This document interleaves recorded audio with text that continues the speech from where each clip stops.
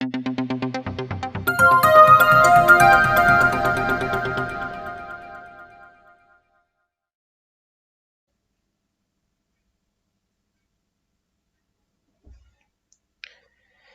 My dear friends, आशा करता हूँ आप सब बहुत अच्छे होंगे।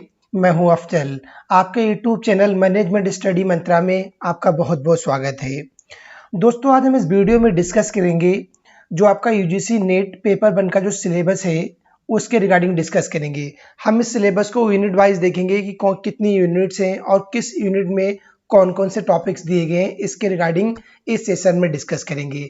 तो गाइज, ये वीडियो आपके एग्जाम पॉइंट ऑफ व्यू से बहुत इंपॉर्टेंट है, ये सेशन आपके लिए। तो गाइज, सेशन को स्टार्ट करते हैं।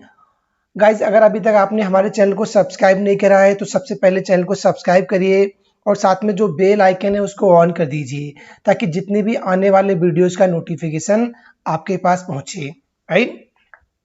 तो गाइज, क्योंकि जब कोई आप किसी भी एग्जामिनेशन की प्रिपरेशन करते हैं तो सबसे इम्पोर्टेंट आपके लिए होता है कि उसका सिलेबस क्या है। सिलेबस को जानना बहुत इंपॉर्टेंट है। तो जो पेपर 1 है वो यूजीसी नेट के लिए जितने भी स्ट्रीम होते हैं, जितने भी सब्जेक्ट है, उनके लिए कॉमन पेपर होता है। इस पेपर के अंदर गाइज आपके 50 क्वेश्चंस आते हैं। आपके कितने क्वेश्चन होते हैं, नंबर ऑफ जो क्वेश्चंस यहाँ पे होते हैं वो आपका 50 क्वेश्चंस का पेपर होता है यहाँ पे। राइट।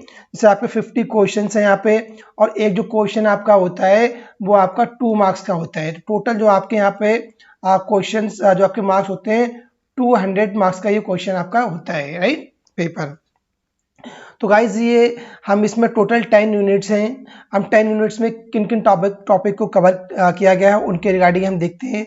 तो गाइज, सबसे पहले इसमें हम चेक करेंगे कि जो यूनिट 1 है, राइट, उसके अंदर कौन कौन से टॉपिक्स मेंशन करे गए हैं। राइट।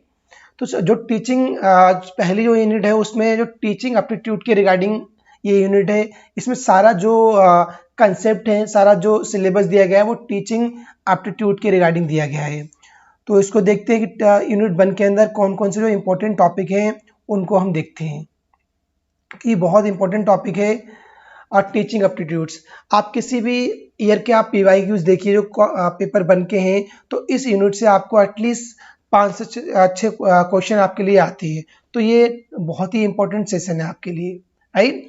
तो गाइस, हम चलते हैं और सेशन को स्टार्ट करते हैं। राइट। यहाँ पे जो पहली यूनिट गाइस आती है वो टीचिंग एप्टीट्यूड आती है। अब जो टीचिंग एप्टीट्यूड है इसमें कौन कौन से टॉपिक हैं इनको हम देखते हैं। बहुत इंपॉर्टेंट टॉपिक्स इसके अंदर आते हैं। गाइस, जो सबसे पहले यहाँ पे आता है टीचिंग कंसेप्ट क्या है, ऑब्जेक्टिव क्या है और लेवल ऑफ टीचिंग क्या है। जो लेवल ऑफ टीचिंग के अंदर हम पढ़ेंगे मेमोरी क्या है, understanding and reflective level of teaching क्या होते हैं। जैसे मेमोरी लेवल क्या होता है, अंडरस्टैंडिंग लेवल क्या होता है, रिफ्लेक्टिव टीचिंग क्या होता है, इनको पढ़ेंगे। इसके अलावा जो हम पढ़ेंगे यहाँ पे जो characteristics and the basic requirement हम पढ़ेंगे कि कैरेक्टरिस्टिक और बेसिक रिक्वायरमेंट क्या है, इसको पढ़ेंगे। जो उसके बाद जो नेक्स्ट टॉपिक यहाँ पे गाइस आएगा आपका जो लर्नर कैरेक्टरिस्टिक्स और characteristics of adolescence and adult learner, इनके कैरेक्टरिस्टिक्स क्या है इसको देखेंगे।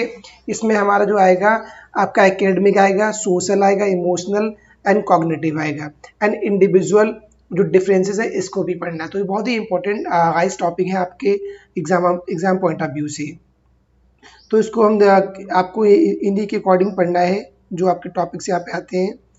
अब इसमें जो नेक्स्ट टॉपिक आएगा factor affecting teaching related to, इसमें टीचर्स क्या रिगार्डिंग पढ़ेंगे, लर्नर आता है, सपोर्ट मटेरियल पढ़ेंगे और instructional facilities and learning environment and institutions को भी हम पढ़ेंगे। इसमें क्या पढ़ेंगे, लर्निंग इन्वायरमेंट एंड इंस्टीट्यूशंस को भी हम पढ़ेंगे। इन सारे टॉपिक्स को हम कवर करेंगे। फिर इसके बाद इसी यूनिट के अंदर एक नया टॉपिक स्टार्ट होता है जिसमें पढ़ते हैं method of teaching in institutions of higher education, यानी हायर एजुकेशन के अंदर टीचिंग के मेथड्स कौन कौन से हैं इनको हम पढ़ेंगे। उसमें आता है और teacher centred and learning centred method है जो उनको देखेंगे। जो टीचिंग सेंटर्ड हो गया, लर्निंग सेंटर मेथड इनको देखेंगे। राइट। और ऑफलाइन एंड ऑनलाइन मेथड्स क्या है इनको देखेंगे। उसके अंदर ऑनलाइन एंड ऑफलाइन में हम पढ़ेंगे स्वयं प्रभा क्या होता है। राइट। और ये स्वयं प्रभा हो गया, स्वयं क्या हो गया और मूक, एक्सेट्रा पढ़ेंगे। मूक माने होता है massive open online sources, right, online course, sorry message open online course है। इसके रिगार्डिंग बहुत ज़्यादा क्वेश्चंस पूछे जाते हैं। इस साल अगर हम 23 में भी बात करते हैं, हर एक शिफ्ट के अंदर गाइज इसके रिगार्डिंग क्वेश्चन पूछे गए हैं कि मॉक के रिगार्डिंग, राइट, स्वयं प्रभा के रिगार्डिंग और स्वयं के रिगार्डिंग क्वेश्चन पूछे गए हैं। तो इसके रिगार्डिंग आपको एकदम कंसेप्ट क्लियर होना चाहिए इसमें।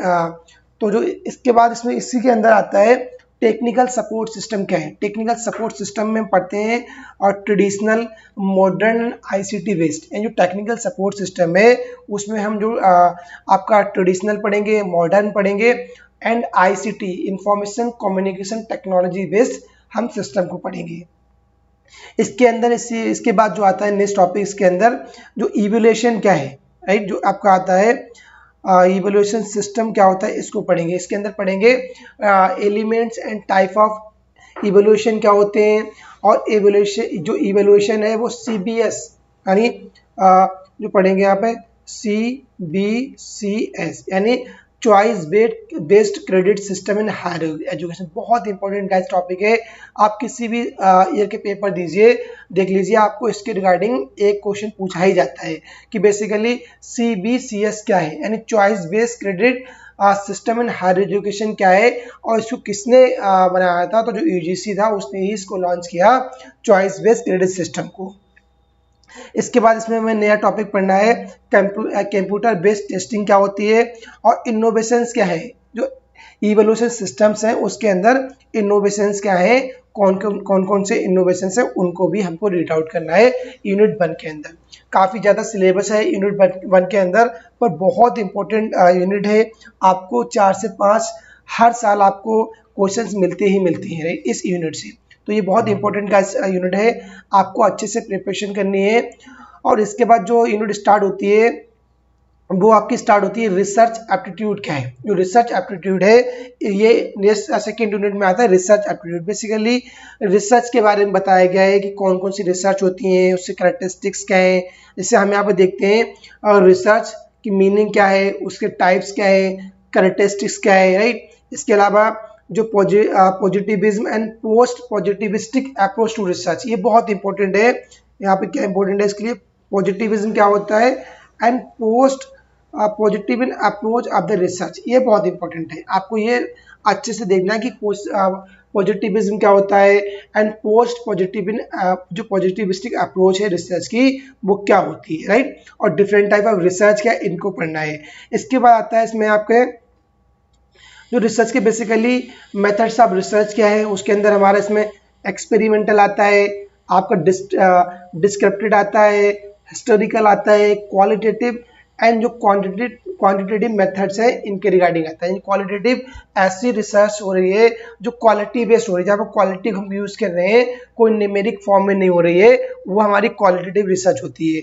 अब बेसिकली क्वांटिटेटिव रिसर्च क्या होती है, ऐसी रिसर्च, ऐसा जो डेटा हम ले रहे हैं इस प्रकार हम रिसर्च कर रहे हैं जहाँ पर जो न्यूमेरिकली फॉर्म में हो रहा है, राइट। किसी की जो कहते हैं न्यूमेरिकल फॉर्म में हो रहा है तो वो हमारी क्वांटिटेटिव रिसर्च के अंदर आता है।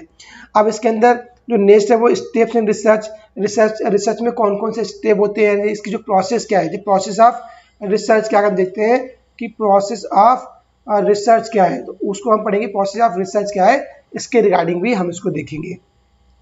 फिर इसमें बहुत इंपॉर्टेंट गाइस टॉपिक आता है आपके जो आता है कि बेसिकली थीसिस और आंसर राइटिंग क्या होती है, यानी थीसिस क्या होती है और आंसर राइटिंग क्या है, and format and the style of referencing, इसको भी पढ़ेंगे कि थीसिस क्या है और जो आर्टिकल राइटिंग किस प्रकार होती है उसके रिगार्डिंग पढ़ेंगे। तो थीसिस बेसिकली क्या होती है, अगर मैं बात करता हूँ, थीसिस जो होती है आप किसी भी जो आप प्रोजेक्ट है आपका, लेट सपोज आप PhD कर रहे हैं इन इंडिया, तो आपका जो प्रोजेक्ट होगा उसकी आपको फाइनल समरी, फाइनल जो आपका प्रोजेक्ट है, राइट, उसकी थीसिस आपको सबमिट करनी होती है।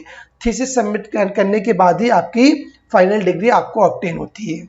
ऐसी आर्टिकल राइटिंग पढ़ेंगे। इसके अलावा पढ़ेंगे application in ICT in research, यानी ICT के जो एप्लीकेशन है वो रिसर्च में क्या है उनके रिगार्डिंग पढ़ेंगे।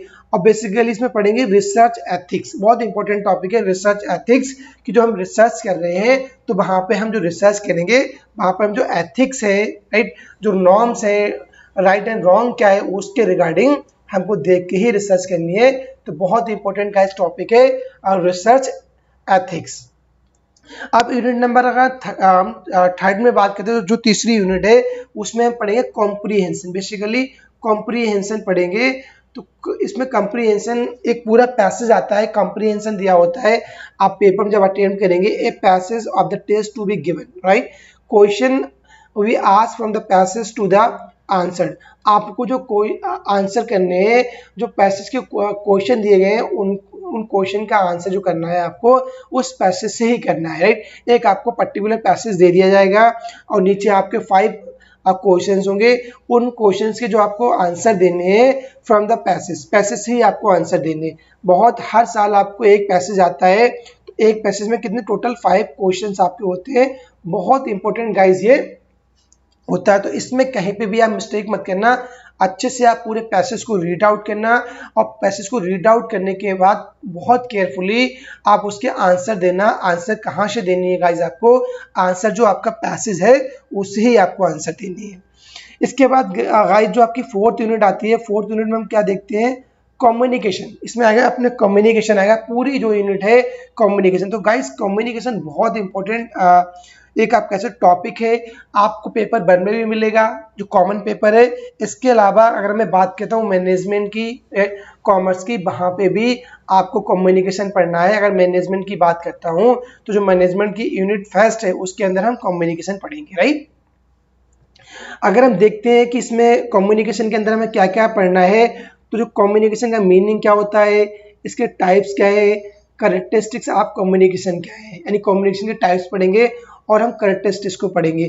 इसके बाद जो आएगा इफेक्टिव कम्युनिकेशन क्या होता है, उसके अंदर वर्बल हो गया, नॉन वर्बल हो गया, इंटरकल्चरल हो गया, एंड ग्रुप कम्युनिकेशन क्या होता है, क्लासरूम कम्युनिकेशन क्या है, इसको हम रीड आउट करेंगे, राइट। तो जितने भी जो इफेक्टिव कम्युनिकेशन है, verbal communication, non verbal communication, intercultural, classroom communication, तो जो डिफरेंट टाइप ऑफ कम्युनिकेशन है उनको हम रीड आउट करेंगे। इसके बाद हम पढ़ेंगे कि बैरियर्स, कौन कौन से बैरियर्स आते हैं कम्युनिकेशन में। जब हम कम्युनिकेशन करते हैं तो कौन कौन से बैरियर्स को हम फेस करते हैं, जैसे हमारा सीमेंटिक बैरियर हो गया, पर्सनल बैरियर हो गया, ऑर्गेनाइजेशनल बैरियर हो गया, राइट, आपका साइकोलॉजिकल बैरियर हो गया। इन डिफरेंट बैरियर्स को भी हम रीड आउट करेंगे। उसके बाद आता है मास मीडिया बेसिकली क्या है और सोसाइटी क्या है with in a communication. In topic को भी कम्युनिकेशन के अंदर कवर करना है, राइट। इसके बाद हमारी नेक्स्ट यूनिट आती है 4th यूनिट। उसके अंदर जो आपका मैथमेटिकल रीजनिंग क्या होती है और आपका एप्टीट्यूड क्या है, इनको हमें रीड आउट करना है। मैथमेटिकल रीजनिंग एंड एप्टीट्यूड को हम पढ़ेंगे। इसमें डिफरेंट टाइप ऑफ रीजनिंग आएगी कि जो रीजनिंग के डिफरेंट टाइप्स होते हैं। नंबर सीरीज पढ़ेंगे, लेटर सीरीज पढ़ेंगे, कोड्स पढ़ेंगे एंड रिलेशनशिप पढ़ेंगे। तो ये टोटल जो है वो मैथमेटिकल रीजनिंग आती है। इसमें मैथमेटिकल एप्टीट्यूड्स हो गया, इसमें फ्रैक्शंस हो गए, time, distance, ratio, proportion and percentage, PL, interest and discounting, average को भी पढ़ेंगे यूनिट नंबर 5 के अंदर, जो मैथमेटिकल रीजनिंग एंड एप्टीट्यूड के अंदर आता है। तो इन टॉपिक को आप अच्छे से देखिए। रीजनिंग के रिगार्डिंग मैथमेटिकल रीजनिंग आपको एटलीस्ट 4 से 5 क्वेश्चन इस यूनिट से मिलेंगे आपके एग्जाम में। उसके बाद आपका जो यूनिट 6 में दिया गया है लॉजिकल रीजनिंग। लॉजिकल रीजनिंग क्या है, इसके रिगार्डिंग पढ़ेंगे। Understanding the structure of argument, right, and argument forms. Argument forms क्या होते हैं, स्ट्रक्चर ऑफ कैटेगोरियल प्रपोजिशन, प्रपोजिशन के पढ़ेंगे। Moods and figure, mood and figure क्या होता है, फॉर्मल एंड इनफॉर्मल फैलेसीज क्या होती है, यानी जो फॉर्मल फैलेसीज होती हैं, इनफॉर्मल फैलेसीज होती हैं, इनके रिगार्डिंग भी क्वेश्चन पूछा जाता है गाइस। फिर उसके बाद नेक्स्ट हमारा आता है यूजेस ऑफ लैंग्वेज। कौन कौन से हम यूजेस को जो लैंग्वेज को यूज करते हैं, कैनोटेशंस क्या है, डिनोटेशंस ऑफ टर्म क्या होती है, क्लासिकल स्क्वायर ऑफ प्रपोजिशन क्या है, यानी क्लासिकल स्क्वायर ऑफ प्रपोजिशन क्या है, उसको भी हम रीड आउट करते हैं, राइट। इसके बाद पढ़ेंगे हम evaluating and distinguishing deductive and inductive reasoning क्या होती है, यानी डिडक्टिव एंड इंडक्टिव रीजनिंग क्या है, उसका हम इवैल्यूएटिंग करेंगे और डिस्टिंग्विशिंग करेंगे। फिर जो एनालॉजीज क्या होती हैं, राइट, और फिर इसमें आता है आपका वेन डायग्राम क्या है, इसमें सिंपल हो गया, मल्टीपल हो गया, use of establishing validity of argument, इनको भी हमको देखना है, राइट। उसके बाद गाइस में हमारा आता है, अगर हम देखते हैं इसमें पढ़ेंगे हम फिर हमारा आएगा गाइज यहाँ पे Indian logic. Basically Indian logic means of knowledge क्या है, इसके रिगार्डिंग पढ़ते हैं। फिर आते हैं प्रमाण क्या है। प्रमाण में आते डिफरेंट टाइप ऑफ प्रमाण होते हैं। जैसे आपका प्रत्यक्ष हो गया जो डायरेक्ट होता है, इसका मीनिंग होता है परसेप्शन, राइट। फिर आता है अनुमान, अनुमान माने इंटरफेरेंस, राइट। फिर होता है उपमाना, उपमाना माने किसी से कंपेयर करना, जब आप कंपेरिजन कर रहे हैं तो वो क्या हो रहा है, कौन सा प्रमाण हो रहा है, उपमान हो रहा है, राइट। और शब्दा, शब्दा माने वर्बल टेस्टिमोनी, राइट। आप किसी वर्बल। फिर आता है अर्थापट्टी, अर्थापट्टी होता है इम्प्लीकेशन। एंड आता है अनुपलब्धि एंड नॉन एप्रीहेंशन।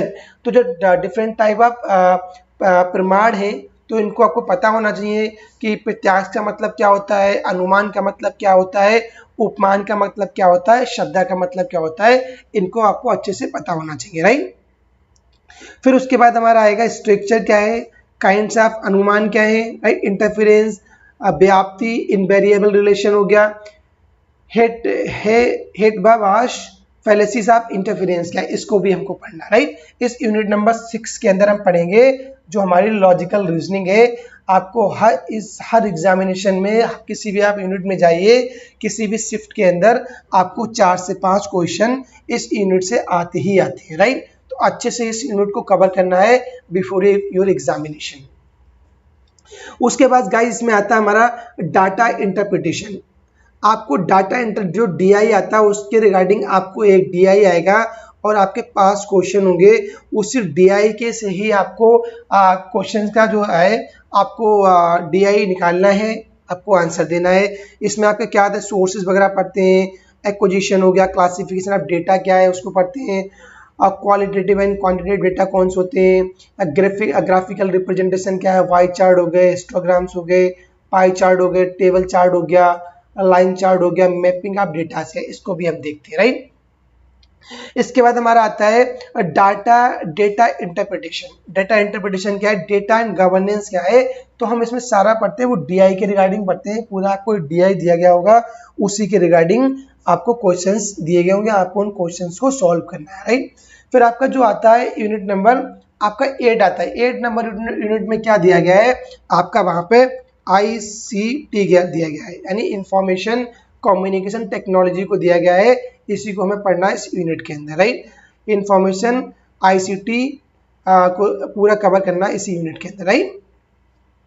अगर फिर हम देखते हैं कि जो ICT है उसके अंदर कौन कौन से इंपॉर्टेंट टॉपिक्स हैं उनको हमें कवर करना है। तो जो इसमें जर्नल एब्रीविएशंस क्या होते हैं, टर्मिनोलॉजी क्या है, उनको पढ़ना है, राइट। फिर आप बेसिक्स ऑफ इंटरनेट, राइट, जैसे आपका इंटरनेट क्या होता है, इंटरनेट क्या होता है, ईमेल क्या होता है, आपकी ऑडियो एंड वीडियो कॉन्फ्रेंसिंग क्या है, इसको पढ़ना है, राइट। फिर आपका digital initiatives in higher education. Higher education में कौन कौन से आपको जो डिजिटल इनिशिएटिव्स हैं उनको पढ़ना है। जैसे आपका उत्साह हो गया, राइट। अगर मैं बात करता हूँ प्राइमरी एजुकेशन में तो वहाँ पे ई-वेब हो गया, राइट। तो जो जितने भी जो डिजिटल इनिशिएटिव्स हैं इन हायर एजुकेशन उनको भी आपको रीड आउट करना है।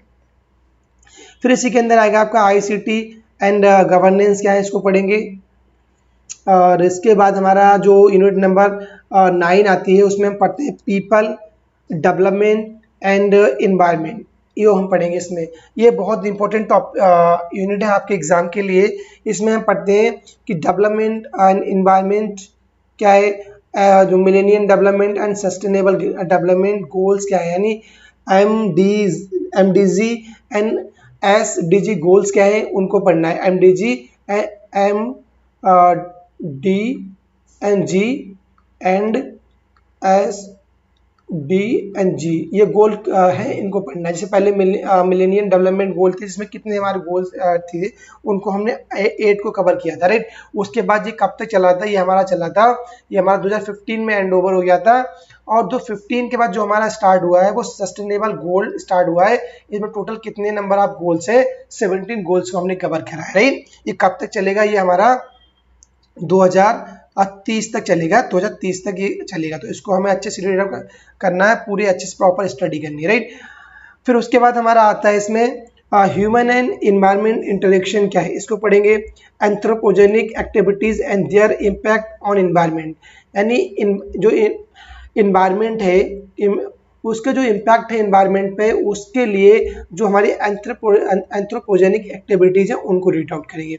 फिर इन्वायरमेंटल इशूज़ क्या होते हैं इनको देखेंगे, लॉजिकल, रीजनल, ग्लोबल क्या है। फिर जो हमारे पॉल्यूशंस क्या है, एयर पॉल्यूशन हो गया, वाटर पॉल्यूशन हो गया, सॉइल पॉल्यूशन हो गया, नॉइज पॉल्यूशन हो गया। बेस्ड में पड़ेगा solid, liquid, biomedical, hazardous, electronics. फिर आएगा climate changes and it's social, economic and political dimension क्या होती है, इनको भी हमको रीड आउट करना है इसी के अंदर, राइट। फिर गाइस हमारा इसमें नेक्स्ट टॉपिक आता है impact of pollutant on human health. जो ह्यूमन की हेल्थ है उनमें जो कौन कौन से पॉल्यूटेंट होते हैं उनका क्या इम्पैक्ट है उसको हम रीड आउट करेंगे। फिर नेक्स्ट टॉपिक इसमें आएगा natural and energy resources. Basically natural और जो एनर्जी रिसोर्सेज है उनके रिगार्डिंग पढ़े, जैसे आपका सोलर एनर्जी हो गया, राइट, आपका विंड एनर्जी हो गया, सोइल हो गया, हाइड्रो हो गया, जियोथर्मल एनर्जी हो गया, बायोमासेस हो गए, न्यूक्लियर एंड फॉरेस्ट क्या है, इनके रिगार्डिंग भी इसी यूनिट के अंदर हम पढ़ेंगे। फिर उसके बाद जो हमारा नेक्स्ट इसमें टॉपिक आएगा natural hazardous and disaster mitigation strategies क्या है, ये बहुत इंपॉर्टेंट है, इसके रिगार्डिंग भी क्वेश्चन आते हैं। और जो नेक्स्ट टॉपिक इसमें आता है इन्वायरमेंटल प्रोटेक्शन एक्ट। जो इन्वायरमेंट प्रोटेक्शन एक्ट आया था, कब आया था, 1986 में आया था। कभी डायरेक्टली आपसे पूछते हैं कि जो इन्वायरमेंटल प्रोटेक्शन एक्ट है वो किस ईयर में आया था, तो आपको पता होना चाहिए 1986 में आया था। तो जो national action plan on climate change, right, ये पढ़ेंगे। International agreement and efforts, Montreal protocol क्या होता है, रियो समिट क्या है, कन्वेंशन ऑन बायोडाइवर्सिटी क्या है, यानी COD क्या होता है, क्योटो प्रोटोकॉल क्या है, पेरिस एग्रीमेंट क्या है, इंटरनेशनल सोलर अलायंस, इसका जो हेड ऑफिस है इंडिया में है, राइट, इंडिया में कहाँ है, गुरुग्राम, राइट, गुरुग्राम इन हरियाणा, राइट, इसका है। तो आपको पता होना चाहिए कि मॉन्ट्रियल प्रोटोकॉल कब आया था, रियो समिट कब हुआ था, क्योटो प्रोटोकॉल कहाँ से कब आया था, तो सारे आपको इनके ईयर पता होना चाहिए, डायरेक्टली क्वेश्चन इनसे बनता है, राइट।